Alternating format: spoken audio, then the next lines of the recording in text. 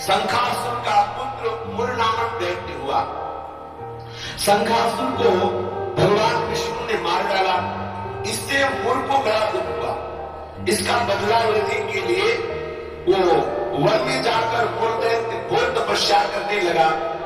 उसके तपस्या से संतुष्ट होकर सर्व सामर्थ्यशाली भगवान ब्रह्मा जी उसके समीप आए और उसने कहा कि तुम वरदान मांगो।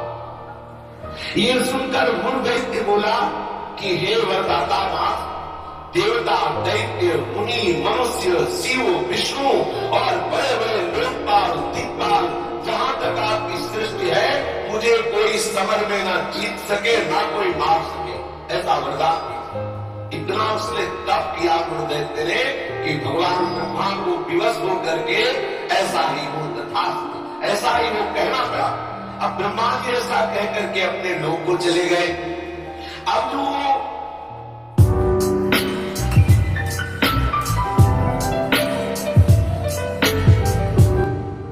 असुर है वो वर पा करके बड़ा बलवान हो गया। जिस लोकपाल के पास जाता ललकार कर उसे परास्त कर देता, क्योंकि मर सकता नहीं। ब्रह्मा जी ने ऐसा वर दिया है। लोकपालों को जीतकर समस्त लोगों पर अपना उसने अधिकार कर लिया और समस्त लोकपालों के पद पर वो दैत्यों को नियुक्त करता। दैत्य सदैव विपरीत भावना वाले समस्त ब्राह्मणों को, भक्तों को, गाय को, ऐसे सब संतों को सताना, मारना, काटना, महान अत्याचार मुर दैत्य के द्वारा फैल गया। दुखी होकर के समस्त देवता भगवान शंकर जी के पास गए। भगवान शंकर जी सबको आश्वासन दिए क्योंकि कल्याण स्वरूप है। जब जब कोई भारी विपत्ति पड़ती है तो समस्त देवता महादेव जी के पास जाते हैं, फिर महादेव जी उपाय बताते हैं। जैसे समुद्र मंथन के समय हलाहल निकला तो किसी भी देवता की ताकत नहीं कि जग सके।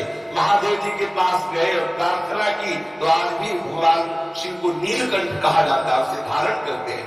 यद्यपि इनकी सेवा है सृष्टि का संहार करना, पर सृष्टि की रक्षा जहां कोई नहीं कर पाता वहां ये करने के लिए बुलाए जाते हैं। हलाहल विष पीने के लिए किसे बुलाया गया? इन्हीं को तो बुलाया गया।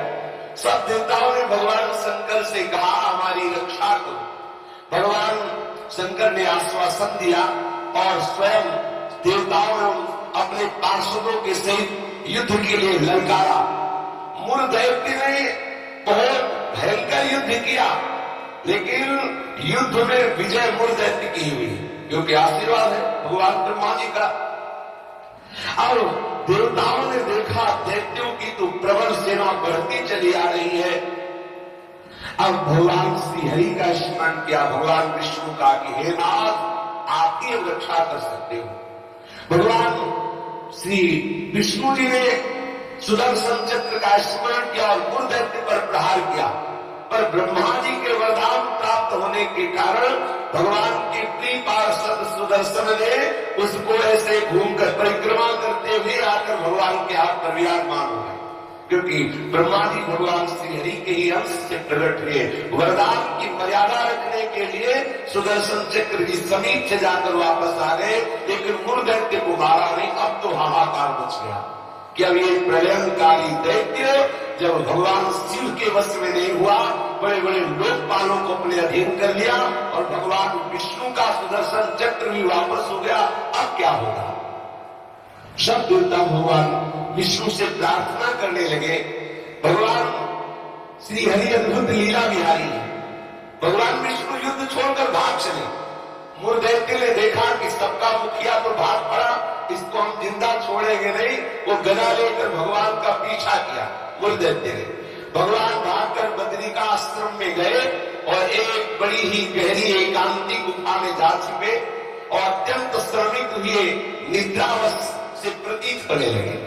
मुर ने गुहा में प्रवेश करके दहाड़ लगाई, कहाँ है भगवान विष्णु को संबोधन किया, कहाँ है तू? उसी समय भगवान के हृदय से एक दिव्य शक्ति प्रकट हुई और वो शक्ति कन्या के रूप में प्रकट होकर अपने परम तेज एवं दिव्य आयुधों से एक क्षण में मुर दैत्य को मार गिराया। क्षण में दैत्य को मार गिराया। भगवान विष्णु के हृदय से एक दिव्य शक्ति प्रकट हुई, जिसने कन्या रूप धारण किया और अपने दिव्य शक्ति से उस मुर दैत्य को क्षण मात्र में सेना से नाश कर दिया। उसी समय देवताओं ने पुष्पों की वर्षा की और उस देवी की स्तुति की। स्तुति सुनकर श्री भगवान जग गए। भगवान विष्णु ने देवताओं से कहा, तुम किसकी स्तुति कर रहे हो, क्या हुआ? बोले, प्रभु आपके हृदय से कन्या प्रकट हुई और इसने सब दैत्यों का नाश कर दिया और मूल दैत्य को भी मार दिया। भगवान ने कहा कि ये कन्या जो हमारे हृदय से प्रकट हुई, ये एकादश तिथि को प्रकट हुई, 11 को, इसीलिए इस कन्या का नाम होगा एकादशी। और हे एकादशी, तुम अष्ट सिद्धियों और 9 निधियों की स्वामी होगी। तुम्हें इतनी सामर्थ्य होगी कि जो तुम्हारा व्रत रखेंगे उनके चरणों में मोक्ष लुटेगा। एकादशी का महत्व है उसके चरणों में सर्व पाप प्रशमनम पुण्यमात्यंतिकम तथा गोविंद स्मरणम मेकादश्यामुपोषणम।